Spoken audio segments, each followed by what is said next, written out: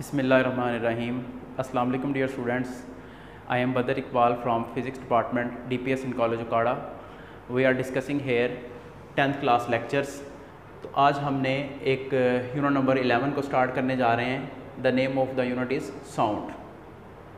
Sound को start करने से पहले हम थोड़ी सी बातें डिस्कस कर लेते हैं कि आप सबको पता है कि किसी भी किस्म की वेव्स को प्रोड्यूस करने के लिए बॉडी के जिस मीडियम के अंदर हमने कोई वेव प्रोड्यूस करनी है तो उस मीडियम के पार्टिकल्स का वाइब्रेट करना बड़ा ज़रूरी है. जब मीडियम के पार्टिकल्स वाइब्रेट करेंगे तो वो वेव्स जनरेट होंगी.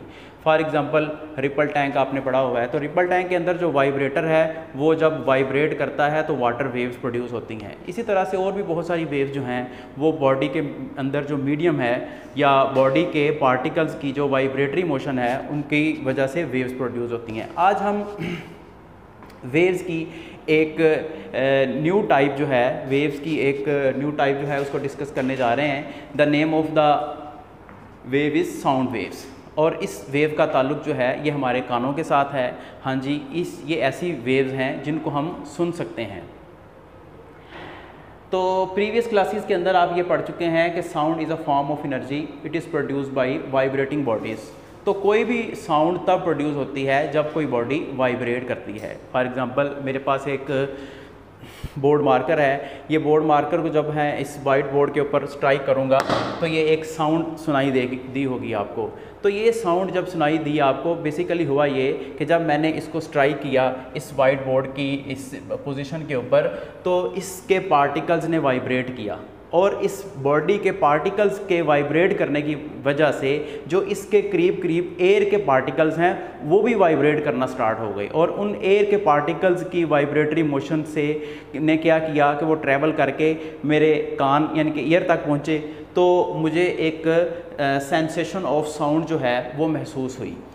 तो when bodies vibrate air around the body also vibrate. So sensation of sound is hear by our ears. तो फिर इस तरह से आवाज़ जो है वो एक पर्सन से दूसरे पर्सन तक या एक सोर्स ऑफ साउंड से दूसरे पर्सन के कान तक, ईयर्स तक पहुंचती है. फॉर एग्ज़ाम्पल गिटार आपने देखी होगी. गिटार के अंदर क्या लगी होती हैं? स्ट्रिंग्स लगी होती हैं. तो जब आप किसी गिटार की स्ट्रिंग को प्लक आउट करते हैं, उसको थोड़ा सा खींचते हैं, तो क्या होता है? स्ट्रिंग जो है वो वाइब्रेट करती हैं और आपको एक बड़ी खूबसूरत सी आवाज़ जो है वो सुनाई देती है गिटार के अंदर. मैं या आप जब बोलते हैं तो हमारी साउंड जो है वो कैसे प्रोड्यूस होती है? अल्लाह ताला ने हमारे गले के अंदर दो वोकल कॉर्ड्स रखे हुए हैं. ये दो वोकल कॉर्ड जो हैं ये वाइब्रेट करते हैं और एक पर्टिकुलर फ्रीक्वेंसी पे वाइब्रेट करते हैं. और हर इंसान की वोकल कॉर्ड्स की जो फ्रीक्वेंसी है जिस पे वो वाइब्रेट करते हैं वोकल कॉर्ड्स हमारे, वो किसी दूसरे इंसान की वोकल कॉर्ड की फ्रीक्वेंसी से मैच नहीं करते. तो लिहाजा अल्लाह ताला की ये भी एक कह लें कि बहुत ज़बरदस्त एक हिकमत है कि मेरी आवाज़ किसी दूसरे इंसान से मैच नहीं करती. इसी तरह से इस दुनिया के अंदर किसी भी एक इंसान की जो आवाज़ है वो किसी दूसरे से मैच नहीं करती. और तमाम जितने भी करोड़ों अरबों यहाँ पे लोग हैं उन सब की आवाज़ें जो हैं वो सबसे एक दूसरे से डिफरेंट हैं. अच्छा जी, इसी तरह से हमारे कुछ बॉडी ऑर्गन्स हैं जैसे हार्ट है, लंग्स हैं, ये भी वाइब्रेट करते हैं. और इनकी जो वाइब्रेटरी मोशन है वो डॉक्टर जो हैं वो एक स्पेशल किस्म का डिवाइस यूज़ करते हैं जिसको आप स्टेथोस्कोप कहते हैं. तो स्टेथोस्कोप से ये हार्ट बीट जो है इसकी वाइब्रेशन को फील किया जा सकता है, लंग्स की वाइब्रेशन को फील किया जा सकता है. नेक्स्ट है sound produced by vibrating bodies. तो साउंड, एक बात तो ये है कि वाइब्रेटिंग बॉडीज़ ही प्रोड्यूस कर सकती हैं. अगर बॉडी वाइब्रेट नहीं करेगी तो साउंड प्रोड्यूस भी नहीं हो सकेगी. इसको थोड़ा सा मज़ीद एक्सप्लेन करने के लिए मेरे पास एक ट्यूनिंग फोर्क है. ट्यूनिंग फोर्क एक ये ऐसी डिवाइस है जो हमारी फ़िज़िक्स लैब के अंदर मौजूद है. और ये मेरे पास जो ट्यूनिंग फोर्क है इसके अंदर ये जो दो इसकी लेंथ्स आपको नज़र आ रही हैं इसको prongs of the tuning fork क्या कहते हैं? ये और ये, these are the prongs of tuning fork. और ये जो इसका नीचे वाला लोअर पोर्शन है इसको stem of the tuning fork बोलते हैं. ये बेटा मेरे पास एक रबर पैड है. जैसे ही हम ट्यूनिंग फोर्क को रबर पैड के ऊपर स्ट्राइक करेंगे तो एक स्पेशल किस्म की साउंड प्रोड्यूस होगी. वो क्यों प्रोड्यूस होगी?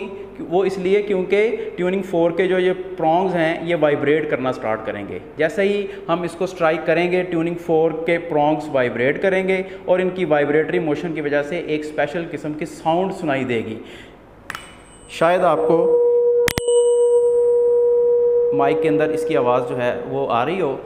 तो अब हम चलते हैं जी आगे कि ट्यूनिंग फोर्क जो है जैसे ही हम इसको रबर पैड के ऊपर स्ट्राइक करेंगे तो हम इसको ये आपके सामने एक सस्पेंडेड बॉल है ये, तो हम जैसे ही ये सस्पेंडेड बॉल बस इस टाइम इस रेस्ट पे है, तो जैसे ही हम ट्यूनिंग फोर्क को रबर पैड पे स्ट्राइक करके इस सस्पेंडेड बॉल पे के साथ टच करेंगे तो वो थोड़ा सा मूव करेगा, बाल थोड़ी सी आगे को मूव करेगी और आपको एक साउंड भी सुनाई दी है। इसी तरह से मेरे पास ये एक ग्लास का मटेरियल है, एक और आवाज़ आपको आई होगी इस तरह से।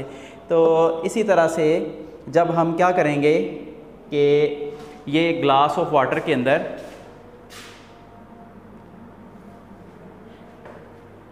अच्छा बेटे ट्यूनिंग फोर्क को रबर पैड पे आपने स्ट्राइक करना है और ग्लास वाटर के अंदर डिप करना है। आपको एक स्प्लैश दिखाई दिया होगा, यानी कि बाहर जैसे छींटे उड़ रहे हैं ना बाहर ग्लास से, वो चीज़ दिखाई दी होगी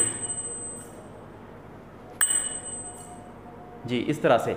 तो इसका मतलब ये हुआ, ये जो 2-3 एक्टिविटीज़ मैंने आपको करके दिखाई हैं परफॉर्म करके, तो इनसे हम ये कंक्लूड करते हैं कि जो साउंड वेव्स हैं वो वाइब्रेटिंग बॉडीज़ ही प्रोड्यूस कर सकती हैं। नेक्स्ट जी हमारे पास ये एक छोटी सी एक्टिविटी है जिसमें हमने ये प्रूव करना है कि sound requires a material medium for its propagation, यानी साउंड को एक जगह से दूसरी जगह ट्रैवल करने के लिए, प्रोपगेट करने के लिए किसी ना किसी मटेरियल मीडियम की ज़रूरत होती है। वो मटेरियल मीडियम जो है वो गैस की फॉर्म में हो सकती है, लिक्विड हो सकता है और सॉलिड भी हो सकता है। तो क्योंकि हमारा ज़्यादातर जो वास्ता है, हमारी आवाज़ एक दूसरे को क्योंकि एयर के ज़रिए से ट्रैवल करती है, लिहाजा हम यहाँ पे एयर जो है उसको बीच में से निकाल के एक एक्सपेरिमेंट करते हैं, तो फिर हमें पता चलेगा कि साउंड जो है वो एयर की गैर मौजूदगी में क्या एक जगह से दूसरी जगह ट्रैवल कर सकती है या नहीं कर सकती। तो इसके लिए एक छोटी सी एक्टिविटी है। एक्टिविटी के अंदर ये है जी कि ये एक वैक्यूम पंप है या सक्शन पंप है जो एयर को अपने अंदर खींच सकता है। और ये आपके सामने एक बेल जार है, बेल जार के अंदर एक बेल इलेक्ट्रिक बेल है। इलेक्ट्रिक बेल का जो कनेक्शन है वो बाहर एक पावर सप्लाई के साथ है।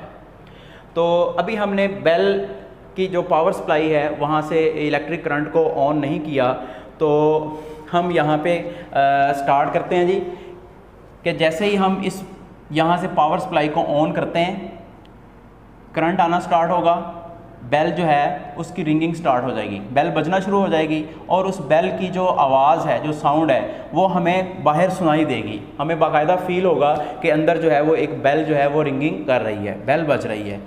अब हम क्या करते हैं, इसके साथ ही वैक्यूम पंप को ऑन कर देते हैं। वैक्यूम पंप क्या करेगा, वैक्यूम पंप जो है वो इस बेल जार के अंदर जो एयर है उसको बेटे इस बेल जार से बाहर निकालना शुरू कर देगा और आहिस्ता आहिस्ता ये जो इसकी बेल की जो साउंड है जो पहले हमें ज़्यादा आ रही थी वो आहिस्ता आहिस्ता कम होना शुरू हो जाएगी और अल्टीमेटली एक टाइम ऐसा आएगा कि हमें इस बेल की बिल्कुल भी आवाज़ बाहर नहीं आएगी।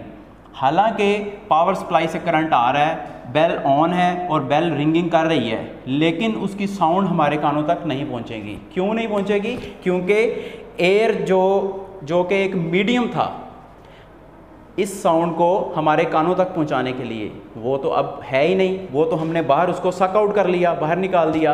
अब हम दोबारा क्या करते हैं, वैक्यूम पंप जो है उसको ऑफ़ करते हैं और एयर को दोबारा अलाउ करते हैं कि वो इस बेल जार के अंदर एंटर हो जाए। जैसे ही आप देखेंगे कि इस बेल जार के अंदर एयर एंटर होगी तो दोबारा से फिर क्या होगा कि जो बेल है उसकी साउंड जो है वो हमें सुनाई देगी।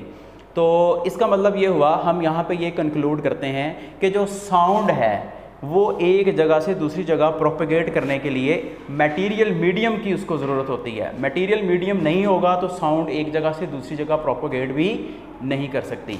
अच्छा, आप जानते हैं कि ऐसी जो साउंड्स हैं जिनको मटेरियल मीडियम की ज़रूरत होती है, मटेरियल मीडियम के बगैर वो एक जगह से दूसरी जगह प्रोपेगेट नहीं कर सकती, ऐसी साउंड्स को आप क्या कहते हैं?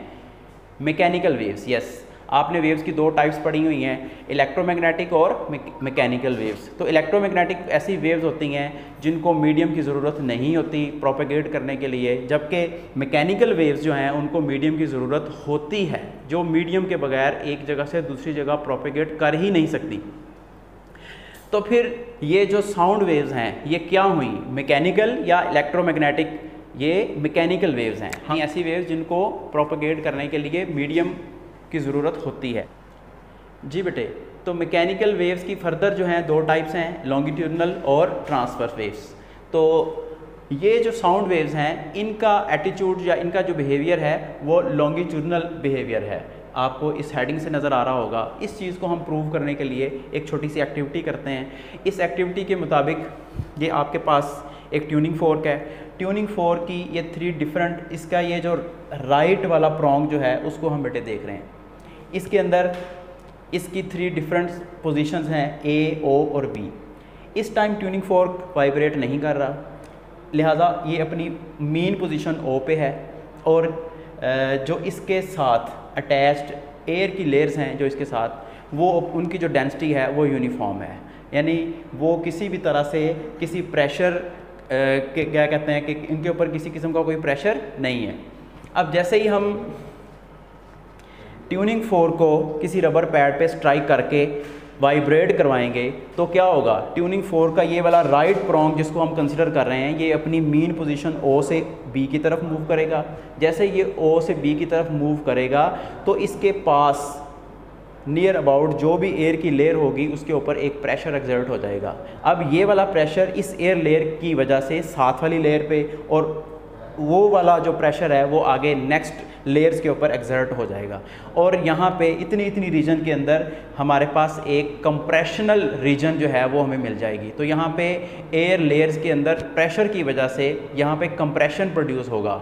अच्छा, अब नेक्स्ट क्या होगा, थोड़ी देर के बाद ये प्रोंग जो है, राइट प्रोंग जो इसका है, वो अपनी इस बी एक्सट्रीम पोजीशन से वापस ओ मीन पोजीशन की तरफ आएगा और फिर वो ए एक्सट्रीम पोजीशन की तरफ जाएगा, जिससे क्या होगा कि यहाँ पे जो एयर लेयर्स हैं, लेयर्स ऑफ द एयर हैं, उनके ऊपर प्रेशर एक कम होगा और वो एक रिलैक्स सिचुएशन के अंदर आ जाएंगी। तो एयर की लेयर जो सी हैं they will become far apart from each other. तो यहाँ पे हम कह सकते हैं कि ये रेयरफेक्शन वाला पोर्शन बना है। तो जैसे ही ये प्रोंग जो है वो ए पोजीशन पे आएगा तो इसके करीब एक रेयरफेक्शन बन जाएगा, और जैसे ही ये सिलसिला जारी रहेगा और ओ से बी तक एक्सट्रीम पोजीशन पे आएगा तो यहाँ पे बेटे कंप्रेशंस बनते जाएंगे। ये कंप्रेशंस और रेयरफेक्शंस की एक सीरीज़ जो है वो बनती जाएगी और इस तरह से साउंड वेव्स जो हैं वो एक जगह से दूसरी जगह प्रोपेगेट करती जाएंगी, यानी साउंड वेव्स इधर से आगे तक पहुंच जाएंगी।